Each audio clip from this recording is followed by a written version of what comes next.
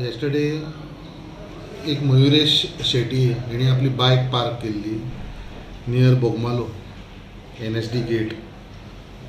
ती बायकान तेणें आपले 2 मोबायल दवरलेले आनी wallet दवरलेली.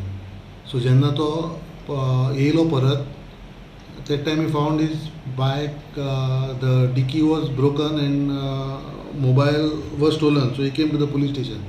We registered his case. We went to the spot. At the spot there was one CCTV camera. We examined the CCTV camera and we identified one fellow who was breaking the scooter dicky.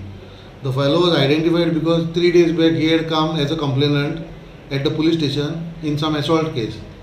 So his name was Haidar Ali, resident of opposite Poi Hospital, Warden, Vasco, Goa.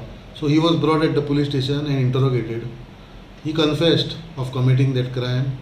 Further, he was placed under arrest in the same crime, in the theft crime, and both mobiles and a wallet were recovered from him.